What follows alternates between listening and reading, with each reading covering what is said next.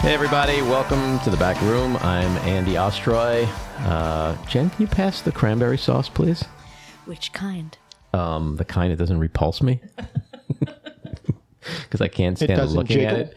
So, full disclaimer here of this show, by the time you hear it, you will have eaten all of your cranberry sauce next Saturday, because we're taping it a little before Thanksgiving, because we want to be able to not have to deal with the show over the Thanksgiving Day weekend. Take a little break. Very thankful for the show, but doing it next week during the long weekend would be a little bit of a logistical problem. So we're doing it now. And lo and behold, if something, explodes. Yeah, it's like Trump runs off to, Uruguay with a female pianist, we'll report that somehow. We'll figure out a way to get back on and do a special little segment. Unfortunately, given the news we just got, it doesn't look like he'll be indicted this week. No, but he's going to be indicted. He's going to be indicted. It's going to happen, guaranteed, So one of the things we wanted to talk about amongst ourselves, since the three of us in this room are Hebes, that's Jews, for those of you who don't know what a Heb is. It's an abbreviation for Hebrew. Emphasis on the second syllable, brew, Hebrew. I want to talk about Dave Chappelle. It's maybe old news by now, but anti-Semitism is never old news. It's always relevant. So I personally have spoken to a lot of my fellow Jews, and none of the people that I spoke with, including myself, were particularly offended by Mr. Chappelle's comments. In fact, I personally thought that one could look at his monologue on Saturday Night Live and kind of think maybe he's actually knocking down the stereotypical anti-Semitic tropes and actually defending Jews. And the reason I say that is because he does talk about, Jews being in Hollywood, a lot of Jews in Hollywood. He says, but there's also a lot of black folks in Ferguson, Missouri, and they don't control shit. So that's number one. Then he described again, people could perhaps easily think that Jews control everything because there's a lot of Jews in Hollywood. But he uses the word delusional. He says, if you want to buy into this delusion that Jews control Hollywood. So, and then just the icing on the cake for me is that he's a comedian. And he's not just a comedian. He's a comedian who we've come to acknowledge as one who does very controversial humor. And, we know from everyone from Lenny Bruce to George Carlin and Richard Pryor, there's a lot of comedians over the last 50, 60 years who go to places that make us wince. Doesn't mean they are agreeing with the problematic subject matter. They're just calling it out, throwing it out there, making some suppositions, making you think, making you talk. And that's what I thought Chappelle did. What do you guys think? No doubt that he's brilliant. I agree with you. Very insightful. And he gets people to talk about uncomfortable things, post his critique. I guess what made me more than wince was that when he talked about, come on, Jews, it's not all the black people's fault.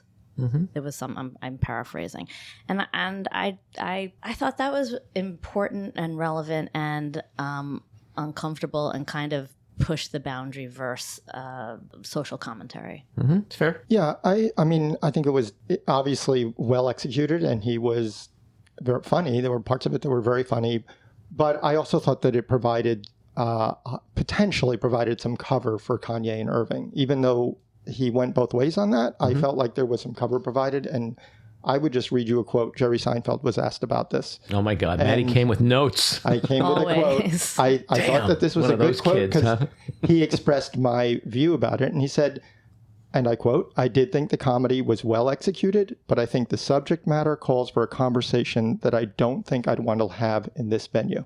Okay, fair enough. My counter to that, Jane, you filthy slut, is that's coming from a comedian who I don't think has ever uttered a curse word in his life. That's Jerry Seinfeld. He's funny. He's funny as hell. I was going to say funny as fuck, but in honor of Jerry. Who, all those people? In honor of he's to me, and I worship Jerry Seinfeld. I think he is brilliant, and I actually worship him in a way because he is so clean. You know, having done stand-up back in the 90s for a bunch of years, albeit not successfully, I want to point that out. This is not a brag. In fact, I've wasted a lot of time in a comedy club. That's how I actually should say it. But I do appreciate when a comedian can get a laugh without it being a cheap laugh. And I've seen and been in a club with many comedians who they go for the F-bomb because you can make people laugh with that. And I've heard Seinfeld over the years talk about that. Like, he's brilliant. He's old school. He has the ability to make people laugh hysterically without doing any of that. But that said, I'm not sure he's the best arbiter of what is and what isn't offensive or appropriate, you know? I mean, I just think his perspective is one I would share. That I don't think it was by any means anti-Semitic. Actually, the entire piece was not. I do think at this moment in time that it may have stepped over some bounds that are probably helpful to Kanye and Irving, even though that may not have been his intention. Mm-hmm. And I think at this moment, when we know words do matter, we saw what happened after Kanye said what he said. We saw protests over Los Angeles freeways with horrible signage, with Nazi signage. So maybe now's not quite the time. The line for comedy obviously moves. What we thought was funny 30 years ago, we wouldn't say today. We wouldn't make fun of the way Asians speak today and think that was funny. And we would have 30 years ago we wouldn't have winced. And my counter to that, Jane, is because I do agree timing is important. And maybe it was actually the best timing because it's like he put a pin in that tension. You know, we're seeing anti-Semitism all over the world. We're seeing it in the United States. We're seeing it with Kanye. We're seeing it with Kyrie Irving. It's in sports. It's in comedy. People are so, and by people I mean Jews, Hebes. We're so, everyone, including non-Jews, is so concerned about this rhetoric that we're hearing that maybe it was the perfect time to just sort of let the air out of it a little and point to what I perceived as him wanting to point out the stupidity of it. Just because there's a lot of Jews in Hollywood, Ferguson, Missouri, doesn't mean they control shit. It's a delusion. So that's how I took it. I respect people who see it completely differently. I just didn't think, it's like getting Chris Rock to host the Academy Awards and then getting upset because he's racy. It's like, it's Chris Rock. Given it's Chappelle, that's his way of pointing out the craziness in this world. That's one way of looking at it. Could be that. I still think the timing probably was not the best timing. It certainly, I wouldn't lose sleep over it. I think he's a brilliant comedian, and he did touch some things that were important to touch. At the same time, at this moment, Jonathan Greenblatt, head of the ADL, tweeted out, this is really not good. That doesn't mean I have to agree with Jonathan Greenblatt, but I do think that it's this moment you're disinhibiting the crazies even more because they're going to hear what they want to hear. They're going to hear Jews run Hollywood. What's wrong with what Kanye said? That's basically what they keep saying. But that's never going to go away. I mean, Chappelle could have done something totally... But we don't need to feed that. And I think that's what Jerry Seinfeld is kind of getting at. It's like, yeah, he's a brilliant comedian. There's no question. And his timing, everything is perfect. But is this the venue at this time to do this? And his last comment that he made said, again, paraphrasing, something to the effect that I'm afraid to see what's going to happen to me, what's going to be taken away from me. And that's how it ended. That's the last thing. He said, whoever they are. But, okay, I mean, look, this is a subject that... It's boundary pushing. It wasn't... I didn't feel like, he was coming out to get the Jews. I just thought it was... The Jews. See, you two just words said it. that you can't Jews. Say together. You just said it. You anti-Semite, you. We're canceling you now. How dare you say the Jews? Charged. The Jews. No, I'll continue to say that I think there's probably an equal number of people who think it was anti-Semitic as there are people who think he was actually defending the Jews. And that's his genius. I think there's another, the way I see it, and I think Jerry Seinfeld sees it, and I think his name is Eric Diggins, the media critic for the National Public Radio. and Jon Stewart differently. I think that it's not that he's anti-Semitic or not anti-Semitic. It's that, is he helping people who are anti-Semitic? And not at all that he is. Right. And there's a conversation to be had.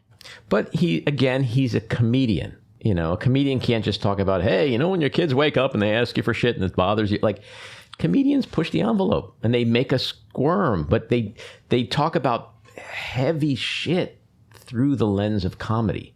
There's no right or wrong with any of this stuff. That's why I started by saying, like, I asked people, you know, a lot of Jews that I know, and they were like, I didn't think it was anti-Semitic. I had no problem. You also asked this on Twitter. What was the response there? I didn't see them at the time. It was mixed. It was totally mixed. You know, I don't think you're going to get like a black and white, no pun intended, answer. And I don't think anyone in this room has a black. I don't even think you're 100% the way you feel right now. And I know Jen and I are not 100%. Oh, this is terrible. No. At all. Yeah. At all. It's just, I think it's good, controversial humor. Got the whole country talking. Got people thinking. This should be the controversy we're talking about instead of the crazy things that are really going on. So before we bring out our terrific guest, Tim Miller, let's spend a minute or two talking about, are we looking forward to Thanksgiving? The food? Are we fans of all the food, the Thanksgiving food? I wait all year to have the stuffing. That's my absolute favorite. And I don't, for whatever reason, I don't eat it the rest of the year. I'm with you on the stuffing. Love the stuffing. Matty, I am stuffing? Totally a traditionalist. Everything that's stuffing, the mashed potatoes, the turkey, and the gravy all together. Cranberry sauce? Cranberry sauce, absolutely. Even when it jiggles? I don't mind that as a traditional cranberry sauce. It's not what I serve or what I make. Obviously, no one makes it except for Ocean Spray, I guess. They could be a sponsor. But in all seriousness, brought to you by the cranberry people. The cranberry people. No, I mean, when I go to someone's house and they have that, or if I go to a diner and order the Thanksgiving special, I'm perfectly happy to have the jiggly cranberry sauce. Okay. I like the relish. I mean, I'll take the homemade. You relish the relish. Correct. Wow. I love dark meat or white meat turkey? Depends who makes it. Interesting. Oh, definitely both. You need a combo. Because if the white meat's dry, you know, you have to go for the lemon. But then you got the gravy. How much gravy can one person have? Do you like thick gravy or like that soupy crap that some people make? I like the thick gravy. Yeah. Come on, of course, the thick gravy. Who likes the soupy crap? That's just oil. Well, my mother used just flour. My mother used to use ketchup as tomato sauce, so you got to be careful who you're talking to and how they were raised. So, yeah. My mother also used to use bacon grease as a seasoning. Wow. Like, you know, well, bacon grease is a good seasoning, actually. Did you start off by saying that you were a Jew? No, not the way she. And what other foods that are specific to Thanksgiving that we may not have critiqued or destroyed here today? I mean, I feel like there's always a controversy about sweet potatoes, and some people like the sweet potatoes with the melted marshmallows on top, and some people don't. That's a classic dish. The sweet potato properly toasted marshmallows on top, I think work just fine. The best. We agree completely on that. Absolutely not. I knew that was going to be a no. But they are anti-Semitic. Comedy rollback. Callback, actually. Rollback. See, this is why I failed comedy. I can't even get the callback reference right. Yeah, no, the sweet potato marshmallow thing is... But the marshmallow has to be a little bit crispy on top, but not burned. So what are we thankful? That consistency is so vile. What are we thankful for this year? I'm thankful for my kids are healthy. They're thriving. I wake up every day and I look forward to coming to work at Radio Free Rhiniecliff and the Epicurean. Cool. And I'm so grateful that my parents are 80 and happy. Nice. And I'm surrounded by love. And I mean, I'm living my best life. I'm very grateful. Jesus, you can't get better than that, Matty. Wow, I don't know. I can't top I'm that. I'm thankful that I got to listen to that from Jen. Because I was so miserable until...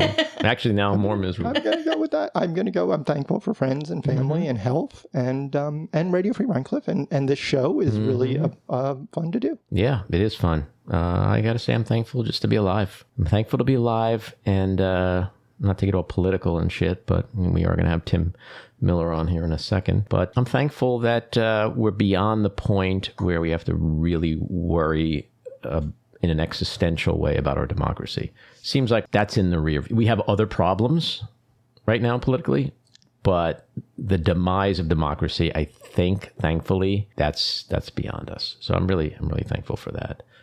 Thankful for this podcast. It's great. I love to rant. It's either that or kick the dog. I don't mean that. The dog people, I don't mean that. We know you love your pets. It's a euphemism. Even the cats. I do. I have 2 cats. I have 2 dogs. Actually, I have more than 2 dogs living with me right now because I have a couple of older kids living with me for short term. And a visiting lynx or a bobcat. And I just saw, my neighbor videotaped Mustafa on my lawn today. It's literally the Lion King in Rhinebeck. I don't know. I'm afraid to go home. Thankfully, I don't have an open air Jeep or something. Pick up a steak at the Epicurean to throw in the woods. I mean, how are there mountain lions in Rhinebeck? It's just ridiculous. I don't think it's a mountain lion, but it was huge. You don't want a pet outside at this moment. It's like Wild Kingdom on my property. Scary. You've seen bears, right? I haven't seen a bear. My daughter Sophie has seen a bear 2 falls ago. For a while, I wasn't believing her. I still tease her and I go, "You didn't see no bear," because it was when I wasn't there. I said, "How come you didn't take a video of it? How come it's not on your TikTok?" But she was like, "I was just so scared." And I called my friend Lucy, and she was trying to help me figure out what I should do because bears break into houses and stuff. And I was like, "Oh, all right." She sounds like she was legitimately terrified. Sounds like she actually did see a bear. But yeah, I mean, the big cat thing, that's a little scary. Yeah. But let's bring out Tim. Tim Miller is the Bulwark's writer-at-large and the author of the best-selling book, Why We Did It, a travelogue from the Republican road to hell. He was previously political director for Republican Voters Against Trump, communications director for Jeb Bush 2016, and spokesman for the Republican National Committee in 2012. He is an MSNBC political analyst and host of Not My Party on Snapchat. He has written about politics for Rolling Stone, The Ringer, and Playboy, and most recently you can see him on Sunday nights on Showtime's The Circus. Tim, welcome into the back room. Good to be with you, man. Thanks for inviting me. Oh, yeah. Love to have you here with us. Appreciate all the work you do, and we'll talk about the circus in a second. But before we get going, one of the things we like to do here in the back room is to try to get a window into people's souls. So we have 2 questions we ask, one at the beginning, one at the end, because we think it sort of illustrates who people are. So the first one is, are you a cat or dog person? Uh-oh. This was a horrible first question for me, Andy. And I just want all the listeners who are about to tune out after they hear my answer to this question You hate cats and dogs. I hate cats and dogs. Give me a chance. Just give me a chance after you hear this answer. This is a big secret that I try to keep. That you've now outed me to all the listeners because I know how harshly people judge anti-animal folks. I blame my mother. I don't, she didn't like animals. Blame mom for everything, by the way. I blame my mother for everything. She didn't allow any in the home. And so I think I just grew to, kind of have that same affliction. I love children. I'm a big person. I love kids. I like to hang out at the kids' table at parties. But if I go to your house and you have a dog and the dog starts licking me, I immediately start shivering and get very uncomfortable. And my most uncomfortable social setting, I'm just going to admit this so people now listening to it can know I feel uncomfortable, is when their animal dies. Because I'm a person filled with empathy, and I want to have empathy for the dead animal, but I can't get my head there. I don't know how. You're digging it. You're digging it deep, man. Sympathy, but no empathy. I know. So you've now dug a window into my black soul, which is that it's hard for me to find empathy for the dead pet. Well, for our listeners out there, I just want to go on record and say that I feel bad when your animal dies. I have nothing to do. I don't agree with Tim. This is he doesn't speak for the Backroom podcast. I want to feel bad. What I'm saying is I want to feel bad, but I don't know how. I feel like my words don't. Yeah. Well, you can't if you don't have the love. You can't fake that. You can't fake that. Yeah.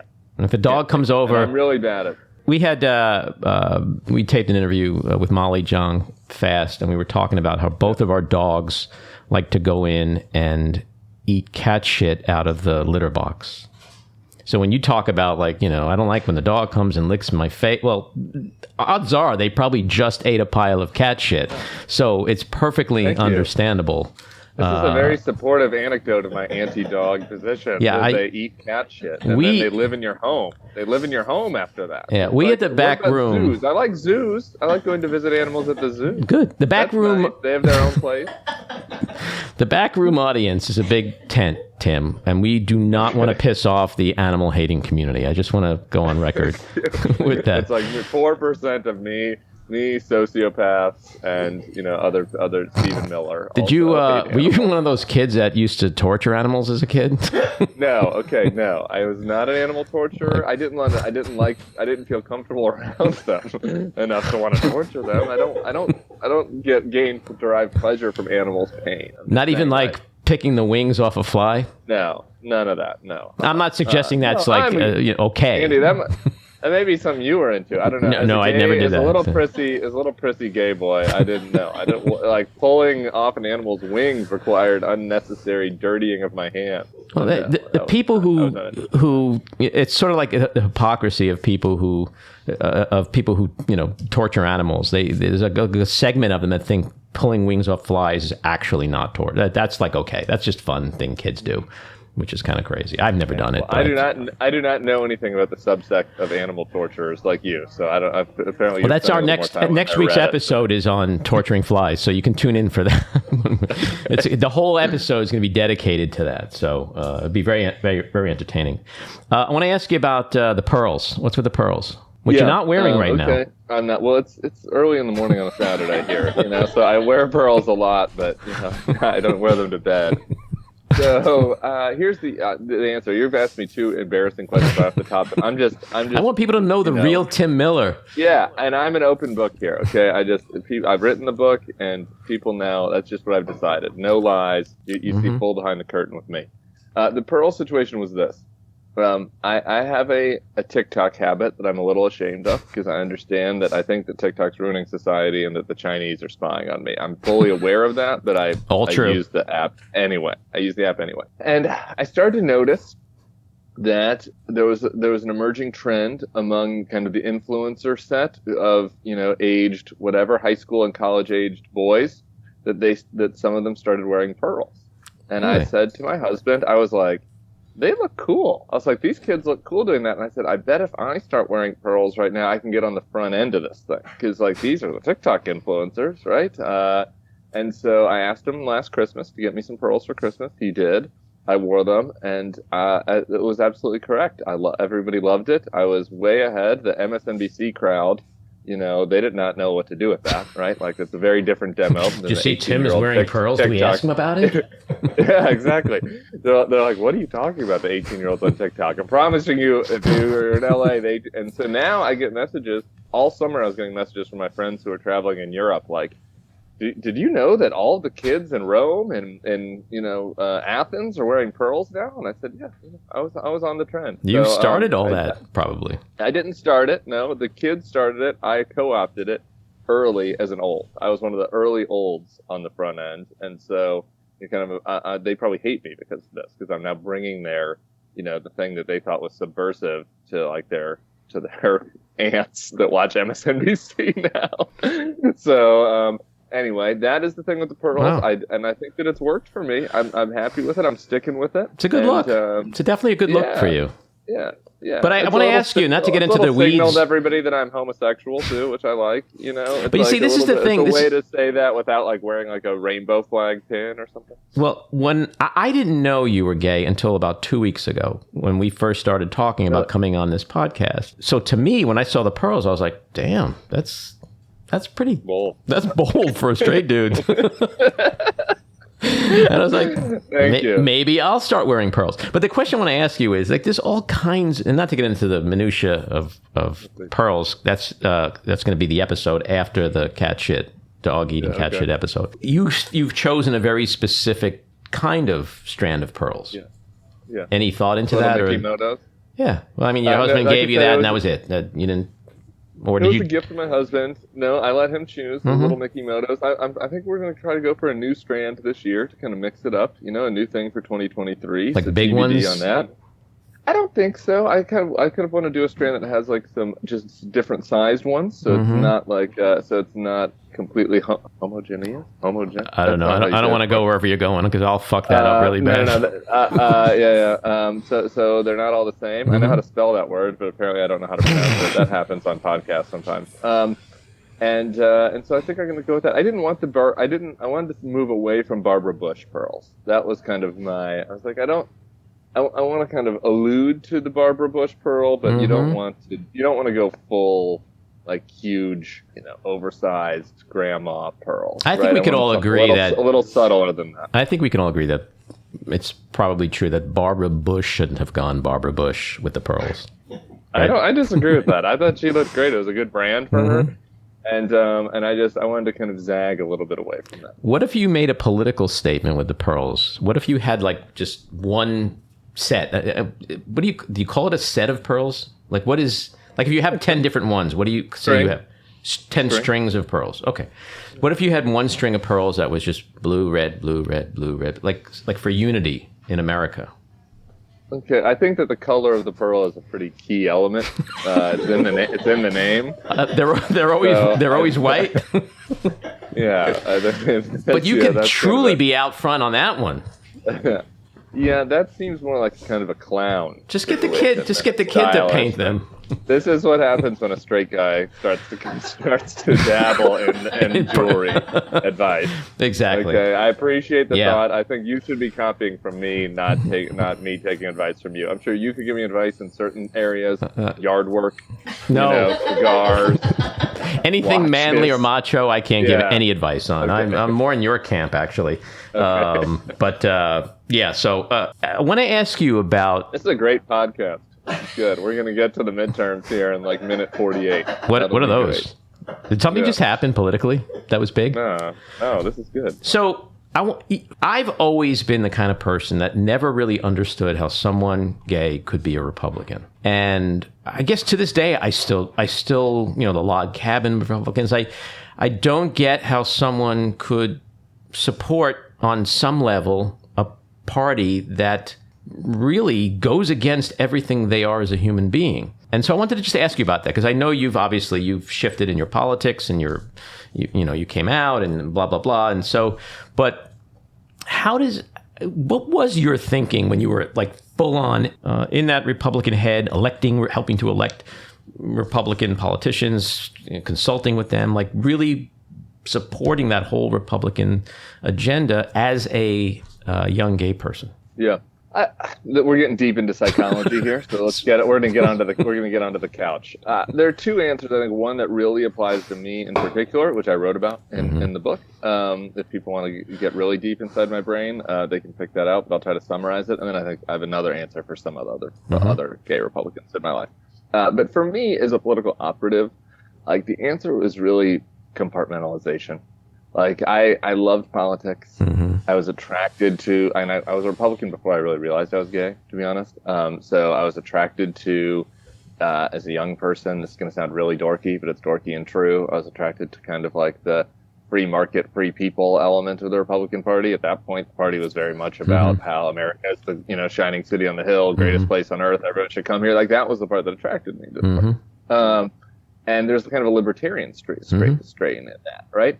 And so, by the time I dealt with my sexuality, I was already kind of a Republican operative. And so I honestly, like this embarrassing, sad answer is that I justified it. I rationalized it. I was just kind of like, on the one hand, I felt like that we being the gays in this case, not being the Republicans, were like winning. Like by the time I was working in politics, the writing was kind of on the wall on the movement towards gay rights. This recent backslide is something that I didn't predict that I should have. And so that was part of it. You come up with all kinds of silly rationalizations. You'd say things like, well, I mean, Barack Obama, this was true, but not really true.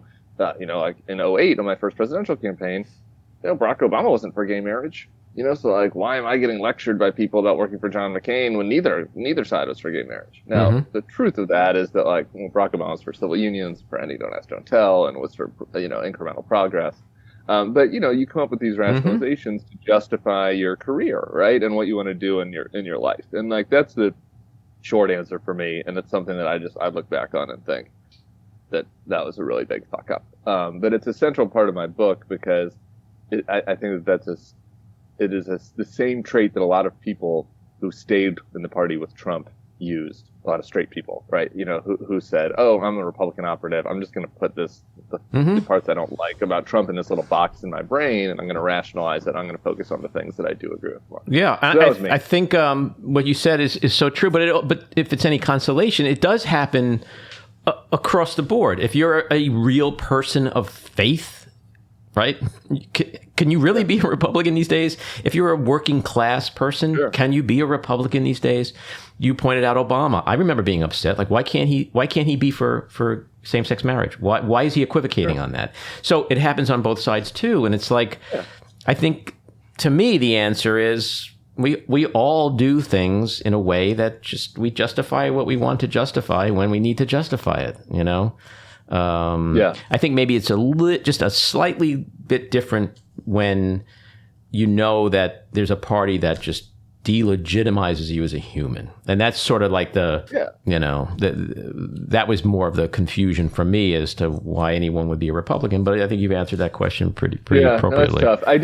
I also think that there's the people who are still Republicans, the kind of log cabin these days. This is not me. This is sociologist Tim.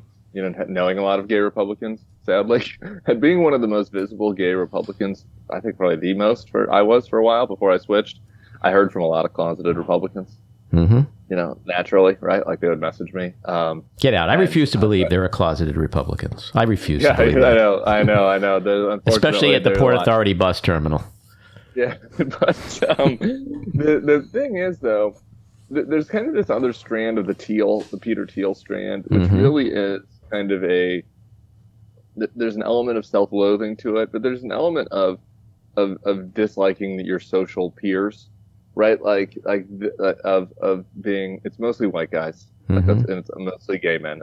This is not really that relevant for people of color or lesbians, but it's like white guys who don't feel part of the club of the more progressive. They don't feel comfortable in kind of the progressive out gay community, right? And so then they gain a resentment, like an interpersonal resentment to them, right? And that being Republican for them is almost like, in a weird way, countercultural, right? Because in their world, in the suburbs where they grew up in the 2000s, right?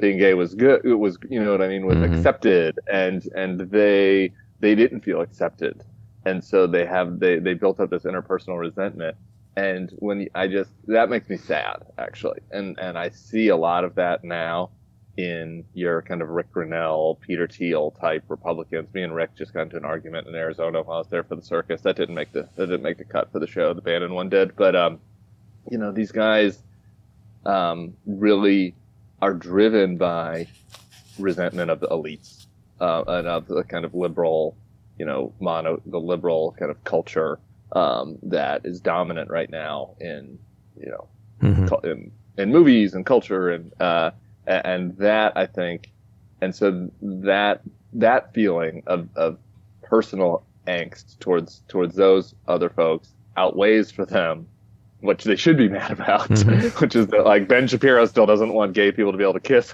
on Disney movies, right? They put that in a little box in their brain. So we can probably get Freud out here, or some of your professional psychologists listening to give me the fancy words for what those people are doing, but that is the other kind of thing that I do see as a common trait. So let's talk about the Circus for a second. It's my favorite show on TV. I think it's incredible. Right. I love it, from the content to the hosting to the stylized shooting of it. Just everything about it to me works. And you've been on recently, 3 episodes. And I guess they're trying to experiment with, Alex Wagner's departure and trying to figure out what they're going to do there. I mean, is that going to be more of a longer-term gig for you? I don't really know. I agree. I don't think that they're really looking for a white guy to replace Alex Wagner. But one with pearls, though. One with pearls, yeah. So I don't really know the answer to that. I agreed to do this season. They're going to have some people through, a couple people through. So I agreed to do a couple episodes. I had the time of my life. It's so fun. The behind the scenes of this show is just unbelievable. And so I have to give them just totally effusive props for how they pull it off. The amount of filming that they're doing, how quickly they turn it around, to have a show that is taping into Saturday and then airs Sunday night look that good. Crazy. I mean, it is a marvel. And like the hours that those guys are working, I felt like I came in 2 weeks. It's an 8-week season. I came in for 2 weeks and I felt like I was just a jolt of energy. I was just like the little cocaine bump that brought everything through, because those guys are tired, like it's a slog. Like they're working insane hours, and I'm just coming in like, hey guys, I'm ready. Like put me in, coach. I want to yell at Steve Bannon. I only need to be here for 4 days. Like you guys need to work really hard. I was so impressed with them and kind of thinking about the arc of it all. And Heilman and Jen and McKinnon, the amount of kind of thinking that goes into it. It just, I didn't, maybe you do, you have a different background than me. As a consumer of it, I didn't appreciate it, right? Like how, like really the amount of work that goes in to make it look as cool as it does and to turn it around as fast as it does, as they do. So it's awesome for me. I told them at the end, I was like, if you need me for something, you just put me in, coach. Because I was having the time of my life doing it. And I think that they're trying to figure it out. There's also stuff that I don't really know about behind, all the streamers are merging and Paramount and Showtime, and this is all above my pay grade. I'm not a suit. So I think that they're all trying to figure that out. And then, 2024 obviously is the presidential year is an even more intensive season than 23. So I think there's kind of some unknowns about that. That's a great show. I love the show so much that I do this thing with my daughter, which drives her crazy. But she's almost 19, but like I've been watching it for a few years. So like like a teenager at 16, 17, like they're so easy to get. You can push their buttons and because they're so primed to like hate everything that comes out of your mouth. So okay. I pretend that my 5-year-old loves everything that comes out of my mouth. So I hate this future that you're painting for me. Cherish those moments because in about 7 years, it's going to start. It's over. Yeah, it's over. Okay. But so I pretend that I'm in the show. Like if my daughter is sitting with me when the show comes on, I'll be like, "Oh, hey guys, I'm here. How's the food?" And then she's like, "You don't know these people, and they don't know you." And I'm like, "No, they do. I'm one of the." And I literally pretend like, "So what are we doing today, guys?" She goes, "Dad, they don't know who you are. They don't." And it's like so stupid, but yet she's at that age where like she has to counter me everything that I say. But I want to talk. The more it bothers her, the more you do it. Of course, totally. You'll get to know that too. Yeah, I do. I can already sense that'll be that kicks in at around 15. You're like, oh yeah, you know what? Two could play this fucking game, okay? So the Bannon interview, I gotta say, I mean, I am pretty critical of the media, as a lot of people are. And I think it's one of the reasons why the shows like The Circus is successful and appeals to so many people. But I think if you had literally punched him in the face, probably couldn't have even gotten any better than what you did. Well, I don't pack a punch, so I don't think that my words was my best tool for that encounter. Yeah. So the behind the scenes on that, I've known Bannon for a long time, probably a decade, and the thing about it is, so I was in Arizona for the Circus, and the other thing is they just have this huge, the team that goes into you think you're friends with Jen and John and stuff, pretending with your daughter. I am. I am friends with them. I'm sorry. Yeah, there's like 100 people behind the scenes. It's like more than people were on presidential announcement conference calls that I was on or on these things. I mean, like the staffing is unreal. But anyway, I'm on one of these conference calls that day, and I'm like, hey, so we're in Arizona. We're going to go to the Scary Lake event. I got a text from a friend that said that Bannon is there. And so I said to people on the call, I was like, I think he would interview with us. Like, I know Bannon and he loves attention. And, for whatever reason, I feel gross saying this, but like we've always had a rapport. Bannon is not like, for all these awful MAGA people, right? There are two kinds, right? You have your Dan Bonginos, who are as dumb as a fucking rock, right? and just are too stupid to know any different. And then you have the Bannons, who all know that what they're doing is a grift, and who are smart and who think that they're smarter than you, right? Like they think they're pulling one over on you by playing, there's these master Svengalis, right? So there are two kinds. the Dan Bongino people have no use for me, and vice versa. The Bannon people, he kind of wants to spar with me, right? He wants to prove that he's smarter than me and kind of reveal to me that he knows that he's full of shit. You know what I mean? But that he's getting away with it anyway, right? So it's a different kind of exchange, and so I had sensed that. And so when I went back there, I was like, I'm just going to focus on that part of this, right? Which is like, I'm going to call him out to his face, right? And I don't think that he can maintain a straight face and defending his position, because he wants me to know that I know that he knows that I know that he knows that he's too smart, that he's in on the joke. And so I just was like, and so I told those guys that I was like, we don't want to give him the attention that he wants, but if I can do this interview in a way that just exposes him as being full of shit, then I think it's worth it. And I was like, and if I fail, we can just hit the cutting room floor. And they all thought about it and were like, yeah, let's give it a try. Whatever. We can tape it. And, if it's not good, we won't use it. And so that is like really what I focused on going behind the scenes, which was just trying to get 2 points, which was one, strategically, it was stupid for him to be there. So it's not actually smart. He was hurting his own candidate, Carrie Lake, one. And that proved out to be true. She lost basically because she went too far Bannon.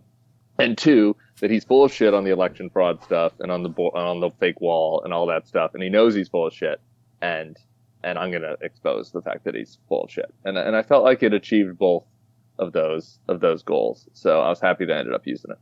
And it was great in the sense that it was so visceral, and you watch CNN, you watch MSNBC, and you have these Republicans, they come on, they'll be like, the moon is made out of cheese, and the anchor goes, okay, do you have any evidence to back that? And you want them to scream like, what the fuck do you mean the moon is made out of cheese? It's the dumbest thing I ever... That's what you did with Bannon. You had the reaction. And the most important thing, though, is not like, let's not fight over that was when I was thinking, I'm not going to get into him or the details of the chain of custody of the ballots and the Dominion boxes. And like, what is the point of all that? Like, the point is that the moon's not made out of cheese. And you're a fucking liar. Right? And you're a fucking liar. And there is actual harm that is being done by your lies. Like, people are in jail because of your lies. People are dead because of your lies. Our capital was stormed because of your lies. So it's bullshit. It's bullshit. And I'm just going to call you out on that. Like, and I don't want to. And we're not going to let you try to, kind of use fancy, sort of Harvard debate club, tricks to try to make it seem like it's defensible. Did you have in that moment? When you were like, I can't do this. I can't. Like, was that just completely reactionary in that moment? Like, I'm not suggesting that you were going to be like, okay, I'm going to interview him, and then at some point I'm going to say I'm done and I'm out of here. But it looked so genuine that like you were just so fucking fed up that you couldn't. It was. Yeah, it was. I mean, in my head, I went in saying, the one thing I'm not going to do is let him like use this as a platform to spread his bullshit, right? And so I didn't exactly know how I was going to do that, right? But in my head, as I'm doing the interview, I'm like, this is the key thing. Like, do not let him use this. So I wasn't sure if I was going to interrupt him, and like stop him, prevent him from doing it. But at some point, I could just tell that that wasn't going to be possible, right? That like he was just going to try to steamroll me with bullshit. And so, when he kept doing that, is when I was just like, fuck this. No, it's over. And what isn't shown on that is it happens twice actually, because we do the first part of the interview and he starts, and I forget which clip they used, and he starts doing all this bullshit. And I was like, no, Bannon, no, I'm done. We're not going to do this. We're done. And then we start walking and he keeps arguing with me off camera. Like the cameras go down and he keeps arguing with me and I can't help myself because, that's just my nature. So I start arguing with him back. And so then the camera guys are looking around. They're like, well, I guess we should tape this. And so the cameras come back on and then I do it again, where we go back and forth one more time about how he's full of shit. And a second time he goes back to the stupid Dominion machines, and I forget. Chain of custody is the one key word that kept being in my head. That he's like, this ballot, we didn't know that it went from so and so's hands to so and so's hands, so we don't know the gray area of what happened in between. And I'm just like, fuck this, no, this is not true. It's not true, and we're gonna move on. And when we were off camera, one of the things that didn't get used was unfortunately I went at him on the My Pillow thing, And I said to him, because this was kind of during the period between the two kind of things that were taped. We're walking, and he's like defending, and he's still trying to like prove to me that there could be something here. And I'm like, Bannon, I watch your fucking show, all right? I watch the crazy My Pillow guy come on, and I can see your face that you know that he's crazy. I was like, you know what I mean? And then he starts going back and forth, and that's when the cameras turn back on. So they didn't have that, but like I was like, I know that you know, like you have enough emotional intelligence to watch this thing, and I punish myself with his show because it's important to know what the crazies are talking Absolutely. about, right? Like the more know that. So I give myself 1 hour of homework a week of Bannon or equivalent. It's all you need. Not a little bit of conservative media, but like from Bannon into the crazy, like somewhere in that space. And so I've seen the Pillow dude, go on his show. And Bannon can't keep a straight face. You know what I mean? Like it's just he can't. It's so Saturday night. It's a Saturday Night Live skit. I mean, it's just exactly SNL imitating life. I do want to talk about Trump in the midterms in a second, but I wanted to ask you. You tweeted something yesterday, maybe, or middle of the night, whatever. You retweeted Alan Cross's Bulwark. You were like, "Oh my God, what did I retweet?" Yeah, I need to stop tweeting after 3 beers. I think it's just a general life lesson for everybody. But okay, true. No, I know this tweet. It wasn't bad. It was Alan Cross's piece in the Bulwark called "The Diminishing Returns of Anti-Immigrant Rhetoric," and this is kind of a subject that's near and dear to my heart. I don't know how much you know about me or my story, but my late wife was murdered in 2006. She was a filmmaker, Adrienne Shelley. She did Waitress, which became a Broadway show. She was in all the Hal Hartley films, a lot of the Hal Hartley films. And her killer was an undocumented immigrant. And at the time, it was when Trump was doing all this angel mom shit. And like I was getting calls from, Megyn Kelly and all the right wingers to like be their liberal poster boy for anti-immigration. And I wrote a New York Times op-ed, which you should check out if you want, because it seems like it's in somewhat of a lane of yours, 2 weeks before the election in 2016, because I wanted to present the other side of this, because the op-ed was called "My Wife Was Not Killed by an Illegal Alien." And basically she was killed by a fucking killer. Okay. And it's interesting because the article, and I guess your own opinions, is that this immigration thing, this rhetoric that they have where, brown and black people are bad, scary people, caravans, border crisis, et cetera, is it's not only just not what America is, where America is at right now with immigration. It's just the opposite, 70% or 75% support, compassionate immigration reform. But it's causing the GOP to lose. Right? Do you want to speak to that just for a bit? Yeah, sure.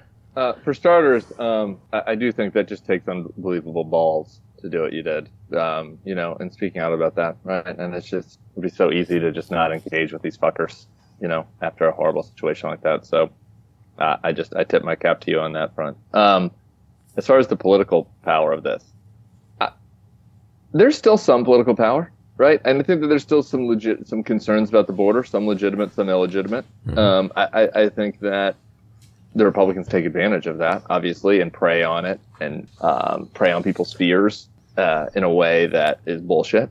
A lot of times, occasionally, it accidentally overlaps with not bullshit, legitimate concerns to be held, particularly on the, I think on the fentanyl side of things,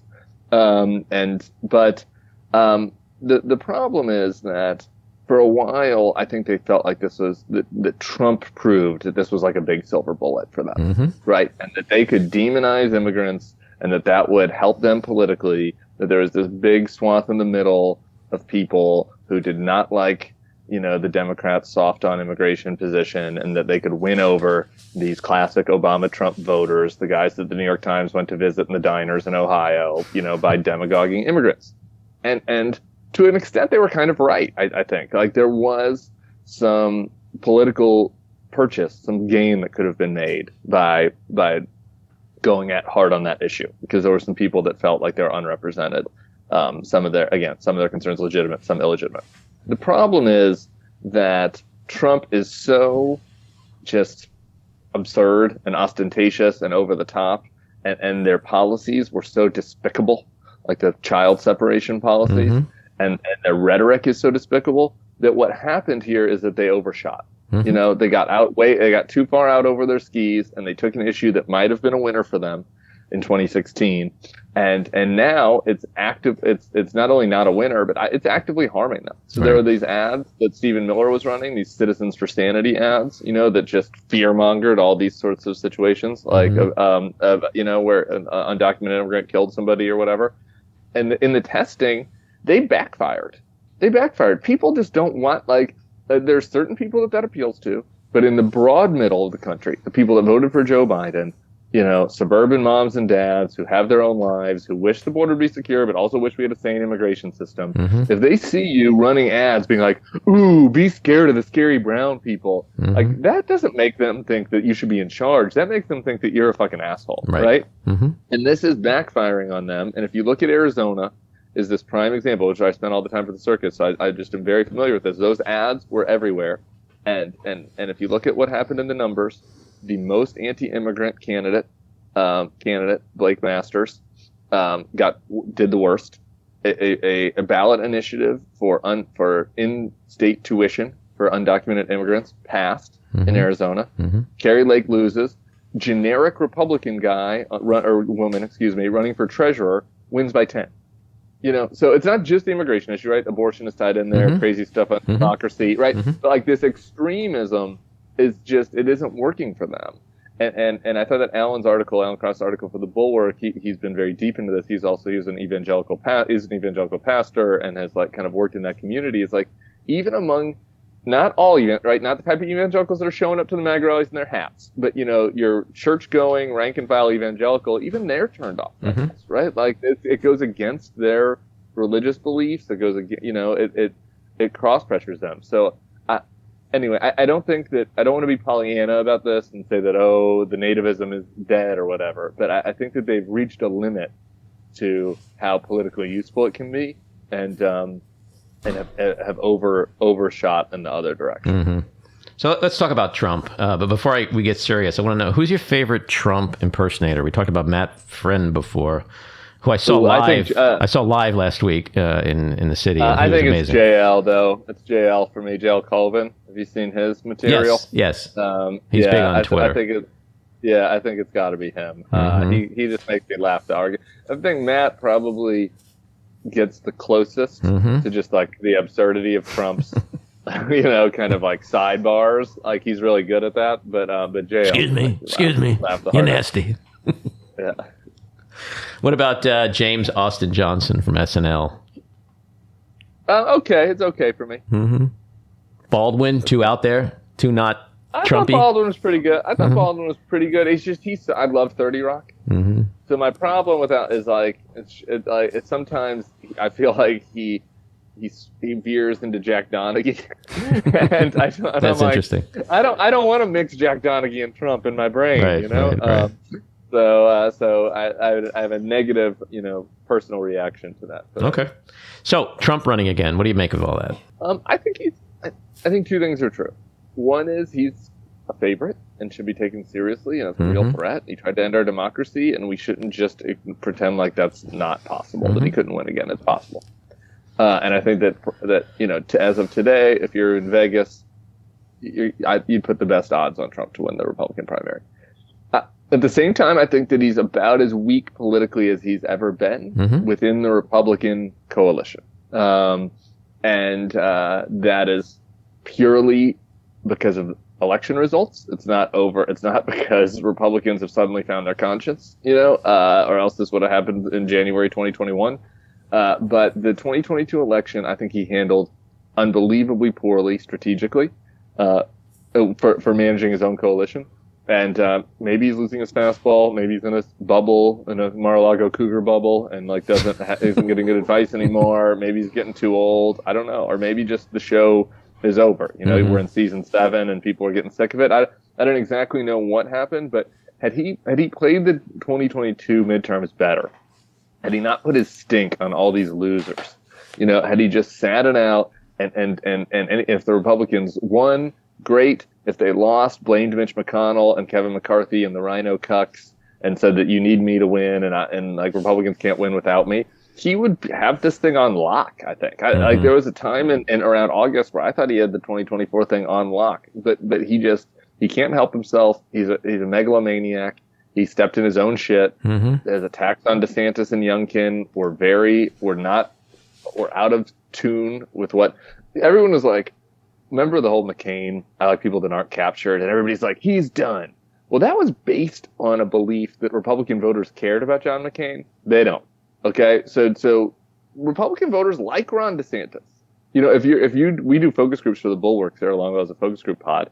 If you interview Republican primary base voters, they really like Ron DeSantis. They might like Trump better, but they really like him. So their feelings are kind of hurt. They're like, "What are you doing?" Like, but the thing with McCain, this isn't like fucking This I would like counter Mitch McConnell. The thing with McCain. I would counter though that I didn't see it as the Republican voters didn't care about McCain, but McCain represented the military, soldiering, heroism, patriotism.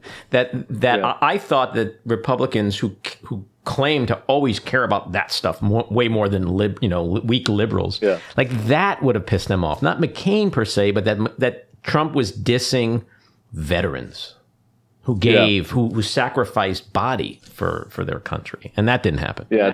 Turned out that was bullshit. It turned out there was a lot of things that Republicans said they believed was actually bullshit. Spending. There we go. We could stop right now. We could stop right now. We could go down the list.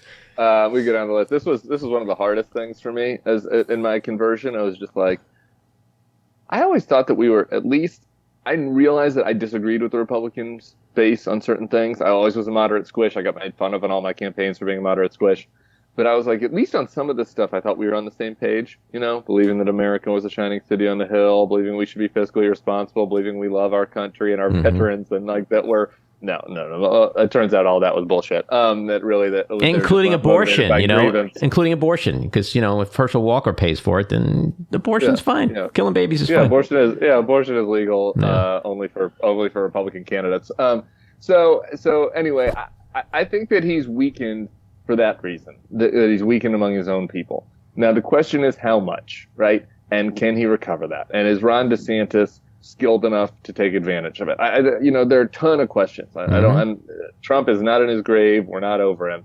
That he is as politically vulnerable within the Republican Party as he's been since he came down the escalator, really. Because it was only upward trajectory. If you just look at polls of Republicans, right? Not the whole electorate, but just Republican. He came down the escalator. He was, probably had 30% approval or something.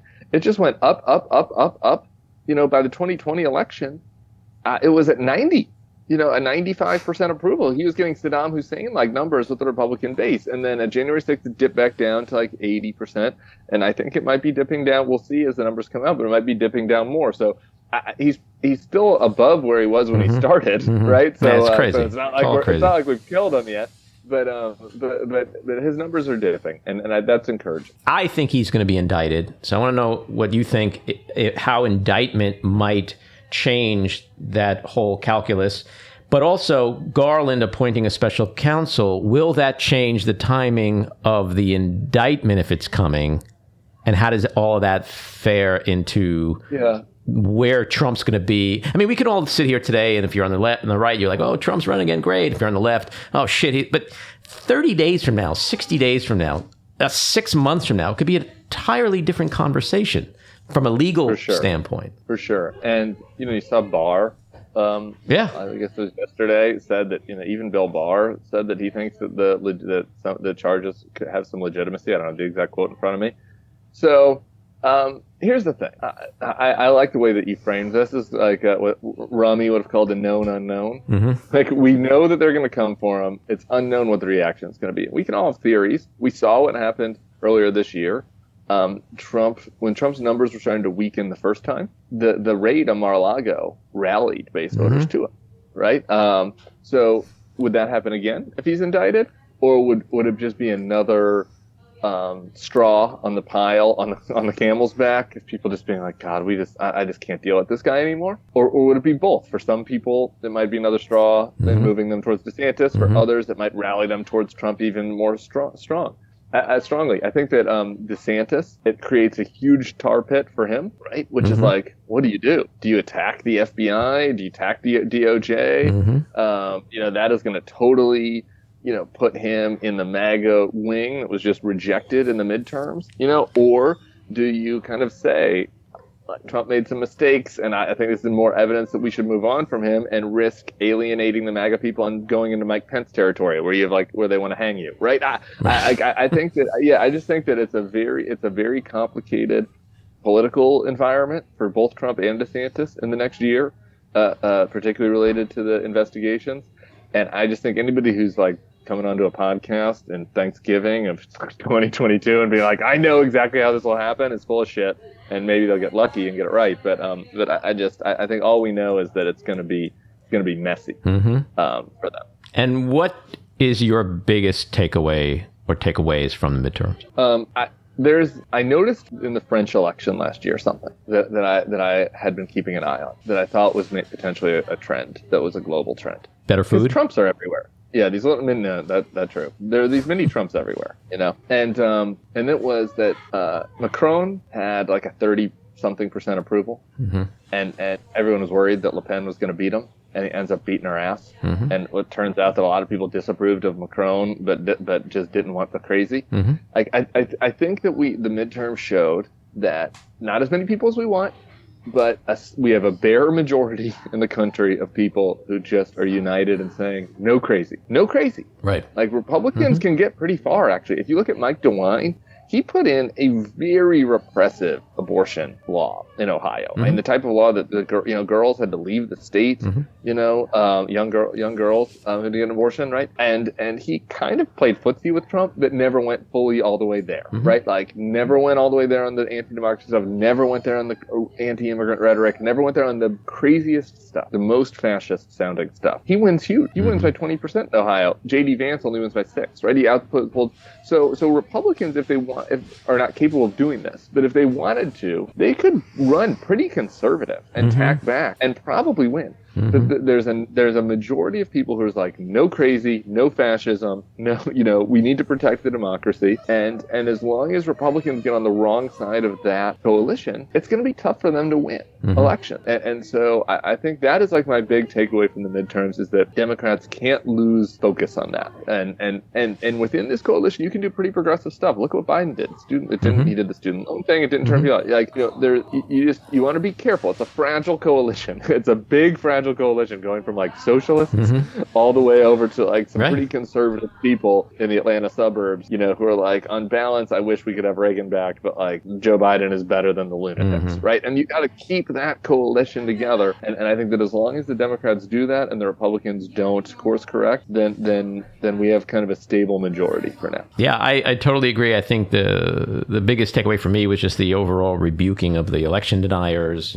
Carrie Lake and Mastriano and Blake Masters, and the taking the existential crisis of democracy off the ledge. We don't feel that's as big an issue anymore. My last question to you. That's just really quick. A really big difference.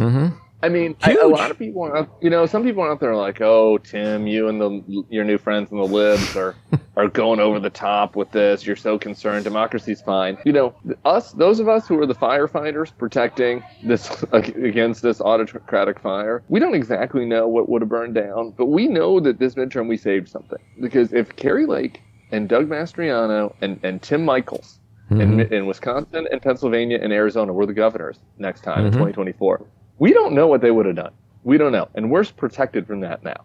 And they might be able to figure out other ways to undermine democracy, and there's more threats to come. But we avoided a really big disaster. Evers and so Fetterman. I think it's important. Evers, Shapiro, and Katie Shapiro, right. Yeah. Now in these 3 swing states, and Whitmer, but that one wasn't really that close. But now in these swing states, we know they're not going to be able to fucking steal it. That's right. And that's really important. It's huge. It's probably the biggest and most important thing to come out of the midterms.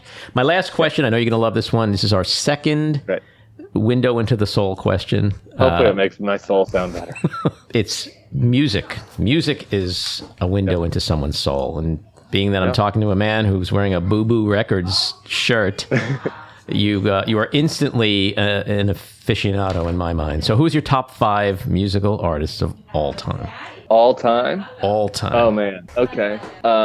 So I have to just start with my 2 favorite, right? So this is not, I'm not judging based on musicianship, just like the ones that, so in college, what really got me into music was a band called Widespread Panic, a jam band. And they had all of these influences of Southern rock and blues and soul, and it introduced me to J.J. Cale and all these other artists that I wouldn't have known that they covered. R.L. Burnside. So Widespread Panic is, the fact that I'm wearing a record store T-shirt is Widespread Panic gets credit for. LCD Sound System then was my 20s band, and they introduced me to all the indie rock world and all of the bands in that space. So Widespread Panic and LCD would probably be my 1 and 2. I think Lou Reed and the Velvet Underground would be number 3 for me. The Velvet Underground and Nico is probably my number 1 record of all time. And then I think that I have to do a hip hop person, and it's really tough to pick who my favorite is. Vanilla Ice. No, I mean it is such a tough battle. I probably have to go with Kendrick, but I love, there's a lot of different artists. And then I need a gay pop star, and it's a head-to-head battle between Beyonce and Lady Gaga to represent the gay side of my if this is not a duality, my triality. I'm gonna have to go with Beyonce, but it's tough. It could be you could have catch me with Gaga on another day. I would have gone old school with Madonna, but that's just me. Madonna, pretty good. Beyonce, Kendrick, Lou Reed, LCD Sound System, and Widespread Panic. How's that? That's great. I was in LA in 1983, my first job, and my boss, who was probably a year older than me, so he was like maybe 26, 25, and we were driving to a meeting, and he goes, I want to play something that we're all playing in the clubs now. He was gay, it still is, and he puts on like Borderline or something from Madonna, and he goes, she is gonna be huge, and I was like, okay, it's great, but and then like within like a year, she exploded, and that's how she started. She started in the gay clubs. And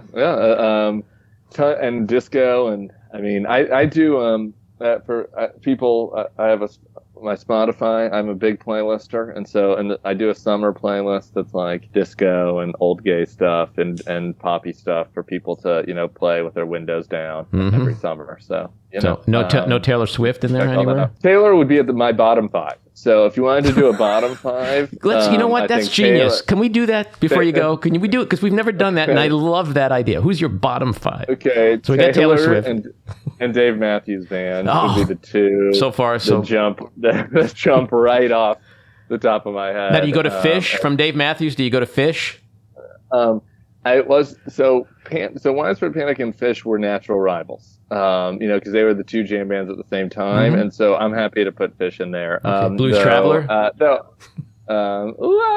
liked that one song about coffee and tea with the harmonica. That was okay. I don't think I knew enough of their bad stuff to know. Okay. I don't know. It's hard for me to come up with. There's a lot of modern stuff that's pretty bad. I'm trying to think about like what's on the top of the charts right now. Or my Coachella, like my worst Coachella sets. Oh man, there's this. My friends are going to be so mad at me. We had to sit and watch this horrible Coachella set right before LCD Sound System came on, and I'm blanking on the gal's name now. Okay, I'm sorry. Bottom 2 is Dave Matthews and Taylor Swift. We'll think about it next time. We'll go through that. Yeah, I'll think about it, and we can do it on my return appearance. All right, Tim. I'm going to say this just to piss off my daughter. I'll see you at the restaurant on Sunday night with the boys and the girls. I'm looking forward to discussing what we're going to be covering next week. Sophie, if you're out there listening, these guys are all my friends. I'm on the show. Yeah, Maybe we'll be taping it from your little. What did you say you own up there? A Salumeria? That's cool. No, it's a store called the Epicurean, which I don't own. Actually, I'm a partner in a candy store here in town called Samuel's. SamuelSweetShop.com. There's a shameless store, plug. We'll be coming to the candy store in season 8 of the Circus. All right, just to troll your daughter. Tim, you've been amazing. This has been a lot of fun. I hope you'll come back and have a great holiday. Thank you, brother. So there you have it, episode 26 in the can. We'd love to hear your thoughts, so leave us a message at 845-307-7446. Email us at backroomandy@gmail.com or tweet to me at Andy Ostroy. And please leave a review if you like our podcast. Those things are important. I want to thank my co-producer, engineer, and editor, Matty Rosenberg, associate producer, Jen Hamoud, Cricket Langell for our artwork, Andy Hollander for our kick-ass music, Patricia Wind and the Epicurean for the Backroom Studio, and a big thank you again to our really funny, awesome guest, Tim Miller. And I just want to say I hope everybody had a wonderful Thanksgiving, and just keep your eyes on Washington, Hollywood, and your own backyards. And we hope you'll join us again next time. Have a great week.